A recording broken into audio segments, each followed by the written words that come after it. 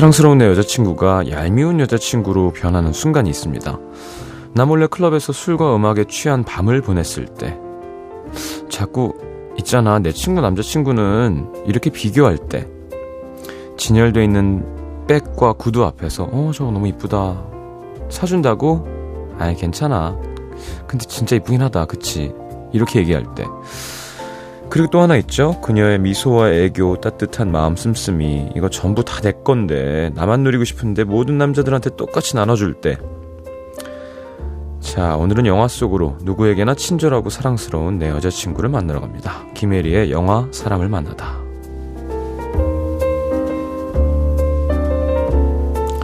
자, 어서 오십시오. 안녕하세요. 네. 유희열 씨가 이 방송을 들으시곤, 예. 기자님 너무 멋있고 섹시한 것 같다고. 예. 그래서 그렇다고. 감사합니다. 한번 보자고 같이. 예. 자, 추석 연휴인데 심현보 씨한테 한번 물어봤어요. 네. 어떻게 추석 때 이렇게 가족들 만나면 그런 거 있겠다. 이제 다 지나갔다고. 이젠 포기 상태라 괜찮다고 하던데. 아하. 기자님은 그런 스트레스 없나요? 예, 저는 전혀 없어요. 저는 그리고 명절 때만 뵙는 게 아니라 가능하면 주말마다 뵈려고 하고 있고, 그래서 그렇게 뭐 몰아놨다가 하고 싶었던 얘기를 하시거나 그러진 않아요. 예. 알겠습니다. 그래도 좀 가족들이 좀 다 모이니까.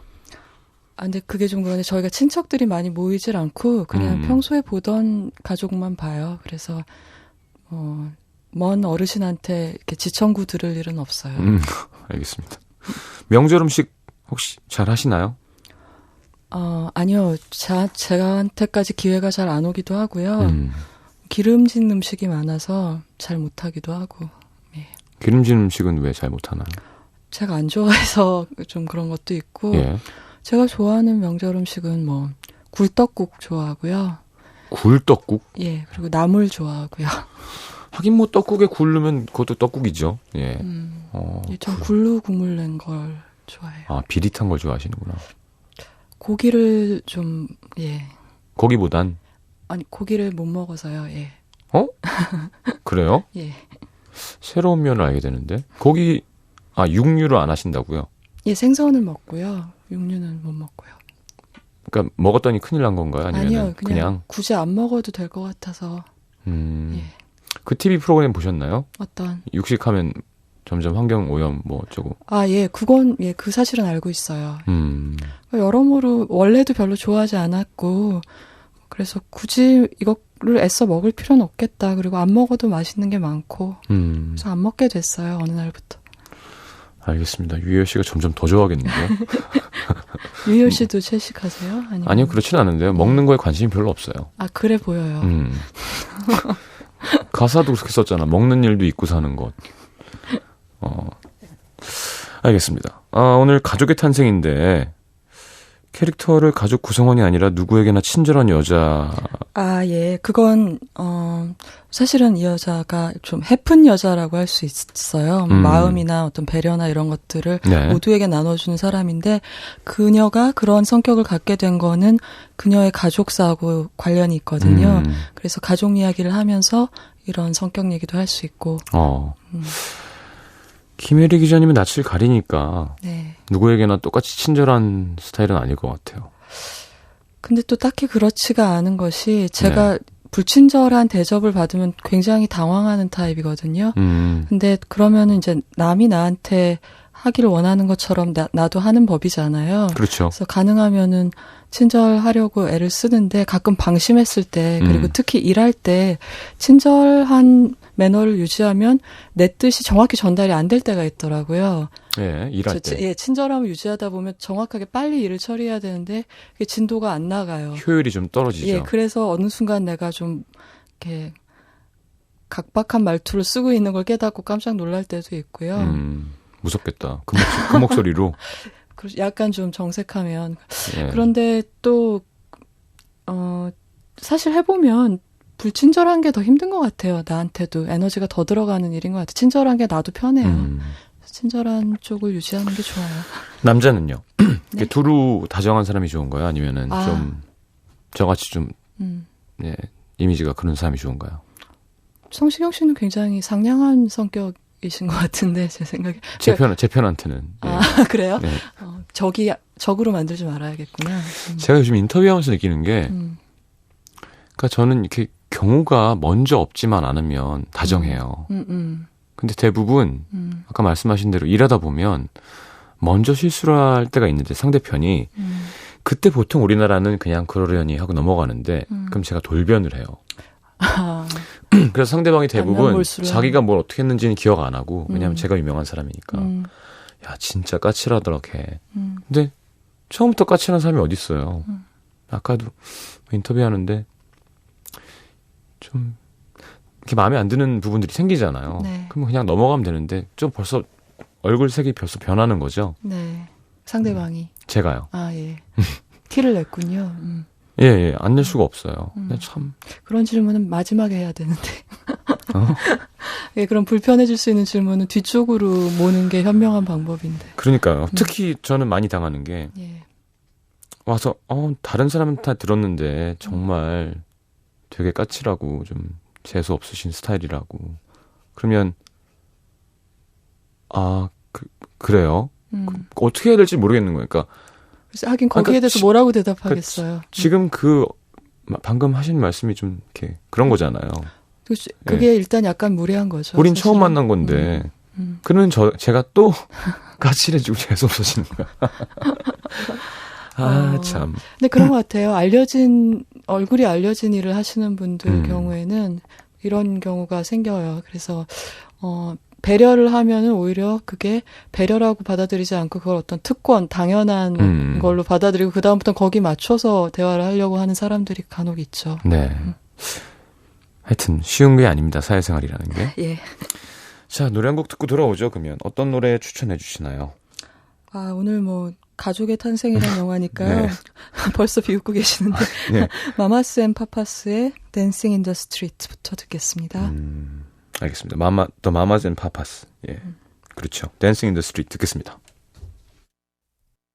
자, Mamas and Papas의 Dancing in the Street 함께 들었고요.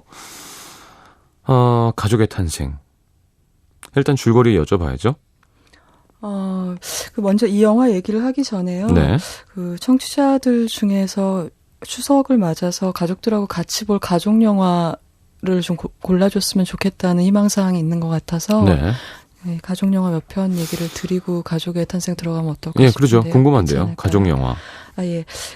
가족 영화가 굉장히 많잖아요. 그리고 가족 영화가 아니더라도 가족 이야기는 꼭 들어가 있고. 근데 영화를 보다 보면은 원만한 가족보다는 좀 역기능 가족 있잖아요. 덜컹거리는 가족 얘기가 재밌는 것 같아요. 네. 그런 이유는 이제 그럼에도 불구하고 왜 이들을 끊어낼 수 없는가를 생각하게 만들기 때문에 가족이라는 것이. 예. 그래서 가족에 대해 더 생각하게 해주기 때문에 그런 얘기들이 재밌는 것 같고 그리고 또 우리가 보통 상관없는 사람이 내가 싫어하는 행동을 하면은 그냥 한번 저런 사람이구나 하고 등 돌리면 그만인데 내 가족이 내가 싫어하는 행동을 보이면은 그걸 못 참잖아요. 화가 네. 더 나고 밉고 네. 그거는 그 모습이 나한테도 있다는 걸 알기 때문인 것 같아요. 가족이 갖고 있는 그 면이 분명히 나한테도 그렇죠. 있을 거란 말이죠. 싫은 거지, 그게. 그러니까 내가 그런 모습을 갖고 있는 예. 것 같아서 그걸 더 싫어하는 것 같아요. 그리고 또 가족 얘기가 재미있는 점은 또 가족이라는 존재들이 일깨워주는 게 내가 아무리 독립적이고 단독자로서 삶을 살아가고 싶어도 어쩔 수 없이 나도 유전의 산물이고 자연과 연결돼 있고 사회하고 연결돼 있다는 사실을 어쩔 수 없이 상기시켜 주기 때문에 네. 좀 재밌는 면이 있는 것 같아요. 그건 정말 공감 가요. 그러니까 싫어하는 면이 나한테 있다는 거. 예전에 한번 얘기했는데 여자친구랑 백악기 때요. 그쪽도 백악기 싸우다가 말싸움을 하다가 우리 아버지한테 제가 너무 싫어했던 부분을 제가 똑같이 하고 있는 거예요. 맞아요. 그런 게 있죠. 소스라치게 놀랐어요. 그러니까 내가 잘못했다고. 바로 급사과. 예.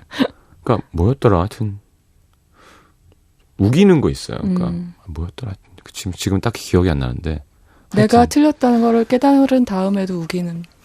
아니 그렇게 긴 시간 아버지와 평생 부딪혀 왔는데.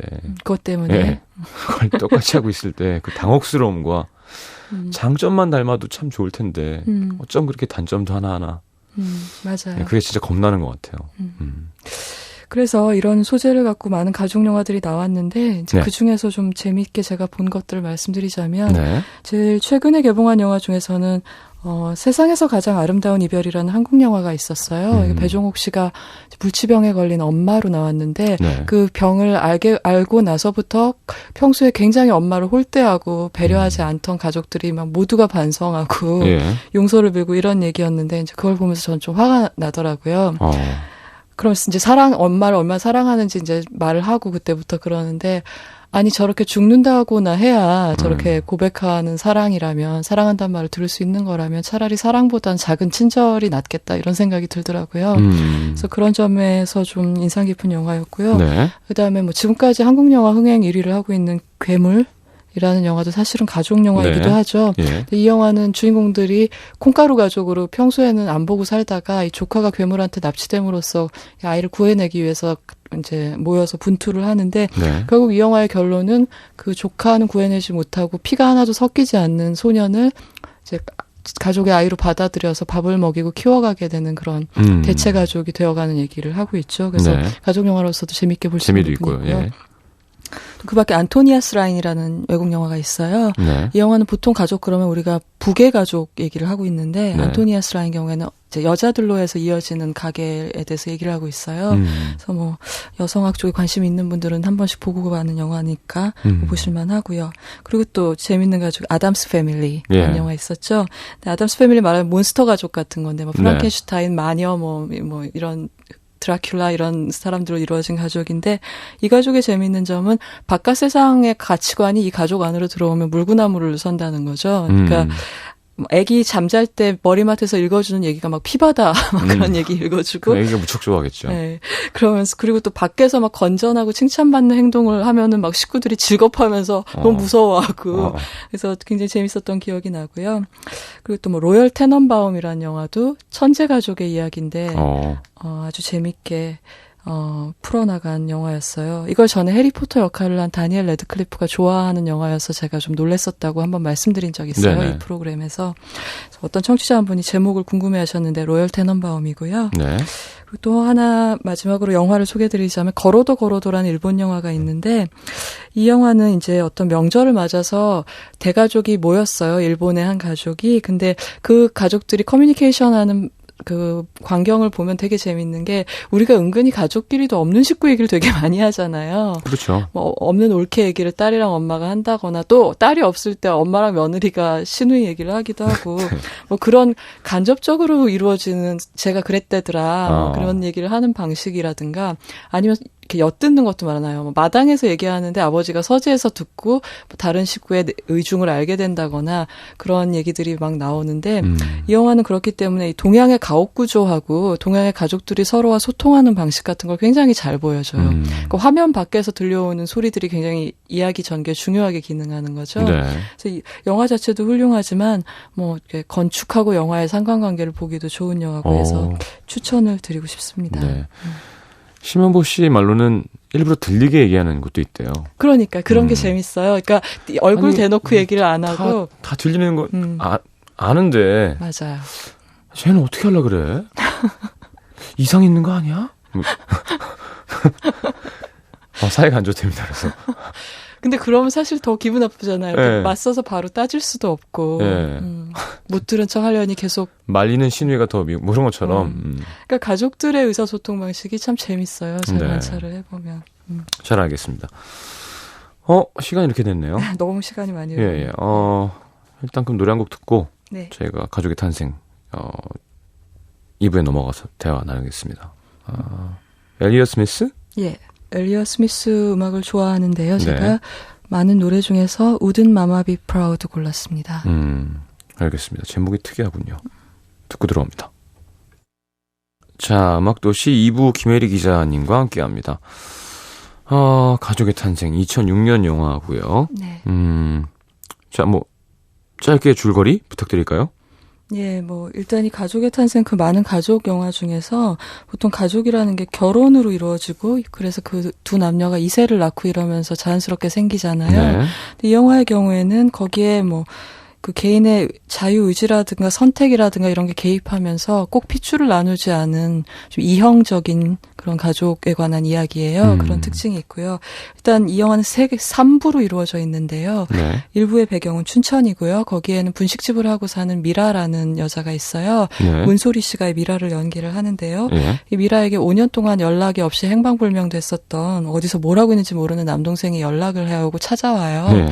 이 역할을 엄태웅 씨가 연기를 했는데 이제 누나 나 왔어 하고 들어오는데 갑자기 나 결혼했어 그러고 아내를 데려온 거예요.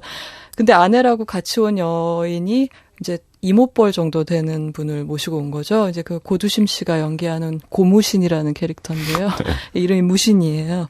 근데 어이가 없죠. 네. 진짜 어이가 없는데 이제 어이가 없는 대로 뭐 그럭저럭 이제 서로 그동안 얘기를 하고 잘 지내보려고 이렇게 셋이서 어울렁더울렁 하고 있는데 어느 날 또 주소가 적힌 쪽지를 한 장을 둔 꼬마 여자아이가 찾아온 거예요. 네. 근데 이 여자아이는 누구냐면 그 무신의 전 남편의 전 부인의 아이인데 어디 의지할 데가 없어져서 자기가 유일하게 갖고 있는 이 형철이의 주소를 갖고 여기로 찾아온 거죠. 피 한 방울 안 섞인 사람들한테로. 이형적이라는 표현이 참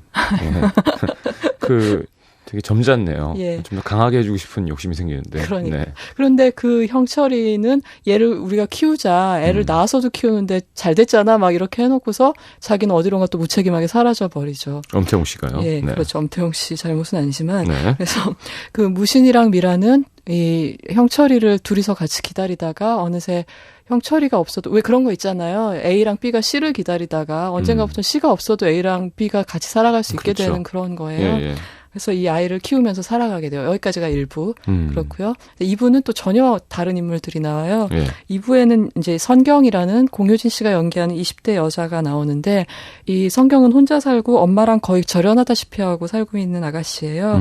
근데 이 엄마는 되게 연애 대장인데 김혜옥 배우가 연기를 하는데 네. 계속 연애를 하고 애인이 바뀌면서 사는 거예요. 그래서 지금도 어떤 이제 서로 사랑하는 아저씨가 있는데 그 아저씨는 따로 가정이 있어요.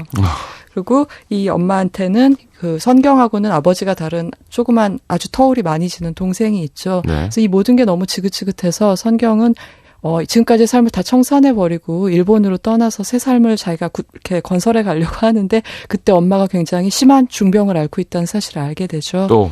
예. 네. 그래서 이제 뭐 우여곡절 끝에 엄마는 돌아가시고 그리고 나중에 엄마가 남긴 어떤 여행 가방 안에서 엄마가 자기가 어렸을 때 남겼던 기념품들 같은 거 하나도 버리지 않고 놔뒀다는 걸 알면서 사랑을 깨닫게 되고 그 홀로 남겨진 어린 동생의 보호자가 되게 되는 거죠.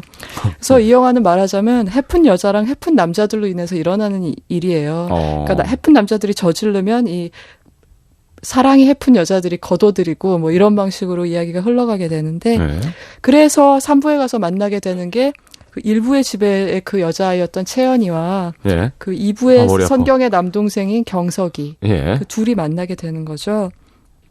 그렇기 때문에 채연이는 그렇게 제가 아까 말씀드렸잖아요. 왜 이 여자가 해픈가 남들한테 퍼주기만 하는가. 네. 그녀가 그렇게 될 수밖에 없었던 이유는 이제 자기가 그런 혈연과 무관한 사랑에 의해서 존재할 수 있었고 성장할 수 있었다는 거를 깊이 이해를 했기 때문에 그렇게 살아가는 거예요. 근데 경석은 또 한편 그런 여자친구의 모습 속에서 자기가 너무 크면서 보면서 힘들었던 엄마나 누나의 모습이 보이기 때문에 더 싫은 거죠. 그런 게. 그래서 이 둘이서 이렇게 아웅다웅하는 그런 이야기들이 3부를 이루게 되는 거죠. 이거 감독이 쓴 건가요? 아, 예, 감독님이 쓰신 건 확실한데 다른 공동 작가가 있는지는 제가 확인을 못 해봤네요. 예. 골치 아픈데. 너무 복잡한가요? 예. 제가 정리를 하느라고 했는데. 아니, 최선을 다해주신 것 같은데 예. 복잡해요. 죄송합니다. 아니요. 하여튼 이해가 좀 여러분 괜찮으신가요? 그래서 결론은? 결론이라기보다 이제 채연이 얘기를 먼저 해야 될 것 같은데. 네. 이 채연이가 어떤 식으로 남한테 퍼주는 애냐면, 그러니까 그 돈도 잘 꿔주고 남한테 근데 그걸 보면 남자친구 열불이 나는 거죠. 과연 돈만 꿔줬을까 이런 생각도 들고 그리고 상갓집에 가서 선배 오빠 상갓집에 가서 마치 약혼녀처럼 거기서 이렇게 음식 나르고 있고 남들은 그냥 문상만 하고 가는데. 안 돼요. 전 못해요. 그런 건. 못 견디겠어요. 네, 안 돼요. 벌써 싫어요.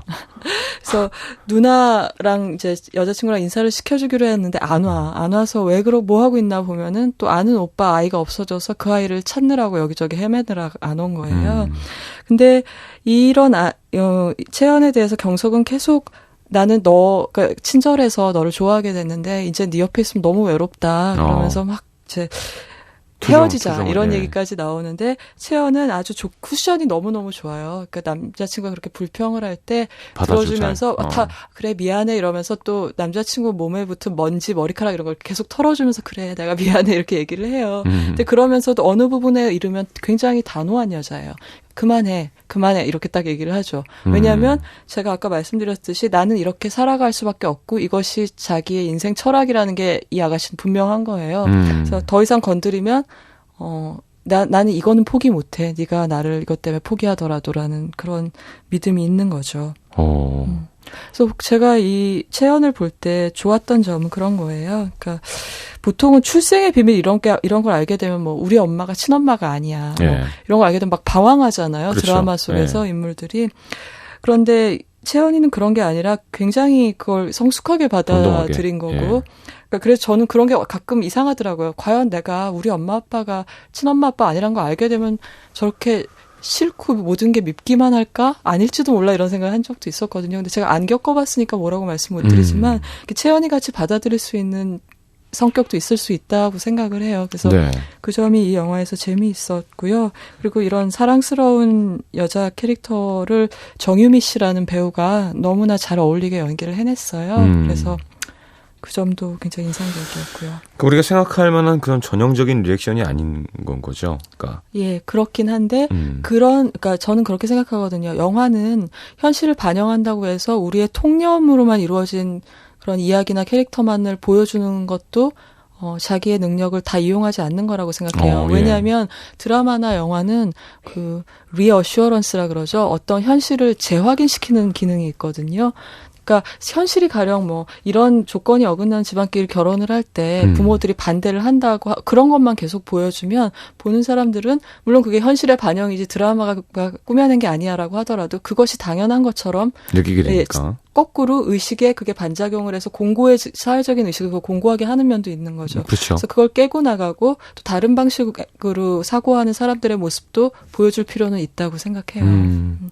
근데 뭐 공감을 얻어내려는 사람이라면 약간 리스키한 거기도 하죠. 그렇죠. 그래서 사실 영화가 그렇게 크게 흥행해서 성공을 하지는 못한 면도 있어요. 근데 이 영화는 그 연기만 봐도 충분히 여러분들이 아깝지 않으실 영화예요. 사실 그 정유미 씨는 정말 이 영화를 보면은 세상에서 제일 뭐 연기 잘하는 제일 사랑스러운 여자가 아닌가 싶고 문소리 씨의 연기도 뭐 문소리 씨가 늘 잘하시지만 가족의 탄생이랑 하하하에서 보여주신 연기가 정말 최고봉이 아닌가 생각이 들고 공효진 씨는 진짜 이렇게 세상에 슬픈 여자가 있나 하는 모습을 잘 보여주셨고 정유미 씨는 그 사랑니라는 영화로 영화 데뷔를 했고요. 내 깡패 같은 애인 조금만 더 가까이 그리고 뭐 또 위대한 개춘빈이라는 단막극이 TV에서 있었는데 거기서도 좋은 연기를 보여주셨는데요. 그러니까 굉장히 조용히 작두 타는 타입의 배우예요. 특이한 표현인데요. 조용히 작두. 그러니까 보통 연기를 잘하면 굉장히 막 화려하게 잘하시는 분들 있잖아요. 정말 신들린 것처럼. 제가 볼 때 정유미 씨는 그렇지가 않아요. 근데 그 안에 너무나 감정이 풍부하고 에너지가 많기 때문에 요동을 쳐서 관객들이 그걸 다 느끼게 하진 않지만 그 안에서 감정이 들끓기 때문에 관객들은 안 보이지만 상대 배우한테는 그 에너지가 전달이 돼요. 그래서 정유미 씨랑 연기하는 배우들은 다 거의 예외 없이 굉장히 좋은 연기를 보여주시죠. 그렇죠. 받아주는 사람 중요하죠. 굉장히 좋은 리액션을 끌어낼 수 있는 배우고 그리고 천진난만하면서도 굉장히 금기를 깨는 엽기적인 역할을 자연스럽게 소화를 해요. 그러니까 예를 들어서 굉장히 귀여운 스토커라든가 뭐 그런 역할들이 아주 잘 어울리는데 가족의 탄생에서 그런 매력을 10분 발휘했었던 기억이 있어요. 그렇군요. 예. 알겠습니다. 자, 노래 한 곡 듣고 들어오겠습니다. 네, 오늘 계속 이렇게 가네요. 소개해 주시죠. 예, 저 김창완 씨의 앨범 중에서 포스트 스크립트라는 앨범에 실려있는 어머니가 참 좋다 듣겠습니다. 김청한 선배님 너무 멋있어요. 예. 특히 가끔 이렇게 칼럼도 아닌 뭔가 글을 가끔 부탁이 많으시겠죠. 예. 근데 생뚱맞게 왜 갑자기 김청한 선배님이지? 근데 정말 글 쓰는 거 보면 얼마나 생각이 깊고 많은지 알 수 있잖아요. 예. 와, 저는 그런 게 제일 멋있어요. 그러니까 글 쓰는 사람의 가장 멋있는 점은 뭐 이런 얘기 했습니다만 내가 이런 감정으로 노래를 했을 때 그 결과물이 또 어떻게 해석되느냐가 좀 여지가 있잖아요. 그렇죠. 곡을 쓸 때도. 근데 글은 이렇게 정해지잖아요. 네. 딱. 그러니까 그 안에서 누군가를 이렇게 움직일 수 있다는 건 예, 수를 무지하게 많이 읽어야 된다는 뜻이잖아요. 네. 그래서 멋있는 것 같아요. 생각이 많은 거니까. 아, 저 글에 대해서 그런 식으로 한 번도 생각 안 해봤는데 신선하네요. 예, 정해져야 되잖아요. 그러니까 그렇구나. 그렇죠. 뭐, 근데 뭐 행간, 뭐 이렇게 좀 뉘앙스가 다르게 이해할 수는 있겠습니다만, 네. 그게 가장 적은 쪽인 것 같아요. 맞아요. 네. 사진도 사실 창작인데, 이걸 이렇게 봐서, 이게 이런 감정이지 하면 우기면 끝이잖아요. 노래 제목도 그렇듯이. 뭐, 현대미술 연주곡인데, 제목 붙이듯이. 연주곡인데, 뭐. 그렇죠. 가사가 없을 땐 특히 그렇죠. 보랏빛, 뭐, 나뭇가지. 네. 이게 왜 보랏빛 나뭇가지야? 우기면 끝이잖아요. 저 검은 꽃이 아니라 왜 보랏빛 나뭇가지인지. 예. 된장찌개일 수도 있고요. 네. 좀 거리가 미안합니다. 자, 김창완 선배님의 어머니가 참 좋다. 자, 김창완의 어머니가 참 좋다였습니다. 이 영화 안에서 특별히 또 마음에 드시는 장면이 있으시다고요? 뭐 굉장히 마음에 드는 장면이 많아요. 왜 그러냐면 이유가 이 영화는 어떤 이야기를 이렇게 빈틈없이 쭉 설명해가는 영화가 아니라 뭐 구성 자체도 3부 구성이지만 어떤 그 인물의 캐릭터라든가 아니면 두 인물의 관계를 이렇게 단면을 보여줄 수 있는 함축적인 장면들이 굉장히 많거든요. 네. 그래서 좋은 장면이 많을 수밖에 없는데 그 중에서 이 채연이 캐릭터랑 관계된 장면 중에 하나는 아까 그 남자친구가 참다 못해서 이제 그 누나하고 약속을 펑크낸 날 그 채연이 집 앞에서 우리 그만두자라고 얘기할 때가 있어요. 복도식 그 오피스텔인지 아파트인지 하는 건물에서 둘이서 그런 얘기를 하는데 계속 채연이는 그러지 말고 들어왔다가 자고 가라 그렇게 얘기를 하거든요. 됐어 나 갈 거야 그만두자 하는데 둘이서 그렇게 신경이를 벌이는데 그 왜 움직임을 감지하는 등 있잖아요. 켜졌다가 30초인가 뭐 있으면 꺼지는 계속 그걸 한 테이크로 찍었는데 생활의 발견인데요. 둘이 얘기를 하는데 그 불이 계속 꺼져요. 그러면은 이 정유미 씨가 이 채연이가 계속 팔을 휘둘러가지고 불을 다시 켜요. 그럼 또 둘이 계속 신경이라도 불이 다시 꺼지면 다시 여주인공이 아니 여자가 팔을 이렇게 휘둘러가지고 켜고 그러니까 얘기를 계속 해야 되니까. 근데 그 동작이 너무 사랑스럽고 그 채연이의 성격을 잘 보여주는데 마지막에 결국 남자가 화해하지 않고 돌아가 버릴 때 여자 혼자 어둠 속에 남겨지거든요. 근데 그 어두운 채로 카메라가 채연이의 옆모습을 잡는데 그때는 채연이 더 이상 팔을 휘두르지 않고 가만히 서 있어요. 어둠 속에. 그래서 그 장면을 저는 괜찮다. 굉장히 좋아하는 연출이고요. 개콘인데요? 아, 그런가요? 그거잖아요. 저는 굉장히 어떻게 해요? 여기가 2인분 주세요. 있잖아요. 계속 해야 되는 건 해야 되는 거. 아, 맞아요. 그러니까 얘기는 얘긴데. 무슨 소리야. 다시 저기 고기 많이 주시고요. 그래서 뜬 거잖아요, 그게. 아. 그런 거지. 그러니까 등은 켜야 될 거 아니에요. 누군가는. 그죠? 그렇구나. 음식은 누군가는 시켜야 되고. 귀엽네요. 불 좀 빼주세요 하고 뭐. 그렇죠. 계속. 그러다가 뛰어나가면 계산해야 되고. 맞아. 근데 영화에선 계산 안 하고 잘 뛰어나오잖아요. 그렇죠. 드라마에서는. 그런 거 볼 때 참 걱정되죠.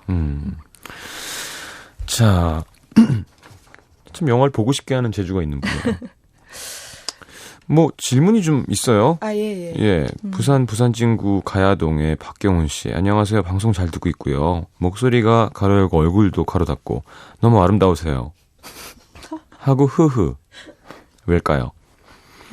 저는 토요일 이 코너 매번 빠지지 않고 듣습니다. 이동진 기자님처럼 심야 라디오 DJ 하셔도 될 듯. 정기 구독은 못하고 종종 사서 보는데요. 홍상수 감독님 영화를 좋아하는데 북촌 방향에 관한 인터뷰 참 잘 봤습니다. 뭐 별거 없네. 질문이 없고 이건 그냥 예. 예. 근데 그 오키의 영화를 좋아하신다고 홍상수 감독님이. 뒤에. 예, 그러시면서 오키 캐릭터를 소개해달라고 하셨는데요. 여기 답변을 드리자면은, 그러니까 제가 홍상수 감독님 영화를 한국 영화 중에서 가장 사랑하는 영화임에도 불구하고 제가 이 코너에서 말씀을 드리기가 어려운 점이 홍 감독님 영화 속의 인물들은 캐릭터라고 부르기가 좀 어려워요. 그러니까 뭐냐면 모든 인간이 갖고 있는 어떤 요소들이, 그러니까 이런 거죠. 그러니까 우리는 모두 같은 원소로 이루어져 있다는 생각을 갖고 계시거든요. 근데 그 원소들이 공기 중에 막 떠돌아다니다가 뭐 동수라는 인물로 결정이 되기도 하고 오키라는 인물로 어느 날 드드득 붙어가지고 결정이 되기도 하고 이제 이런 식으로 인간을 바라보시기 때문에 그것을 어떤 별개의 캐릭터라고 소개하는 게 좀 적절하지 않다라는 생각이 들어서 홍 감독님 영화의 캐릭터는 제가 여기서 이 코너에서 소개하기가 좀 마땅치가 않았고요. 어렵네요. 대신 그래서 오늘 오키 영화에서 오키가 정유미 씨 역할이거든요. 그래서 오늘 가족의 탄생에서 채연이 캐릭터로 조금 마음을 달래셨으면 하는 마음이 있어요. 그렇군요. 그리고 우리 기자님 어디 가면 볼 수 있나요? 아이돌 그룹 같은 스케줄표 이런 거 없나요? 하셨는데 어디 가면 볼 수 있나요? 김혜리 기자님은? 저 아무 데나 있는데. 예? 저 서대문구 중구 일대에 많이 있고요. 예, 많이 있어요. 5호선에도 자주 보실 수 있고요.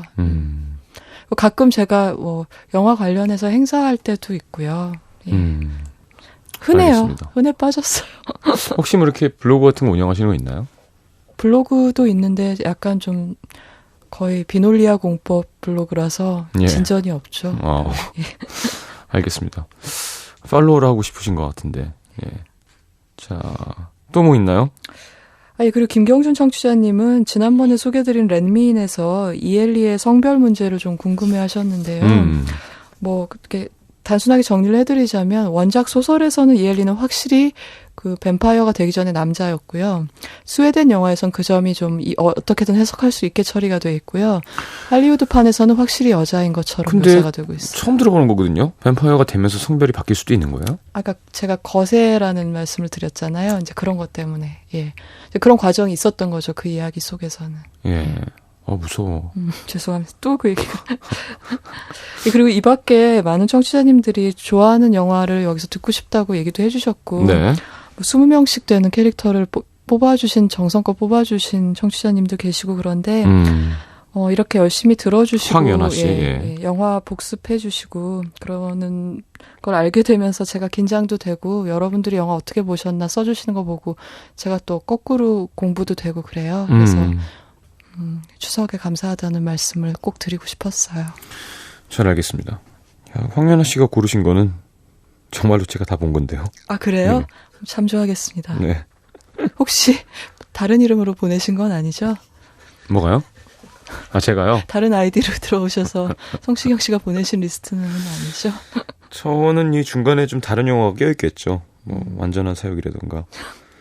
자, 농담이고요. 오늘도 감사합니다. 다음 주 영화 어떤 거 해주실 거죠? 다음 주 영화는 남아있는 나날이라는 제임스 아이보리 감독의 영화고요. 그 중에서 평생을 집사로 살아온 집사 캐릭터. 최근에 우리나라 드라마에서도 굉장히 이 직업이 많이 나오고 있는데 집사 캐릭터에 대해서 얘기하겠습니다. 알겠습니다. 보내드리면서 광고 듣고 스윗소로의 내 님은 어디에 안혜령 씨, 김영훈 씨도 신청하셨어요. 듣겠습니다. 오늘 감사합니다. 다음 주에 뵙겠습니다. 안녕히 계세요. 참 이렇게 예쁘게 인사하시는군요. 안녕히 가세요.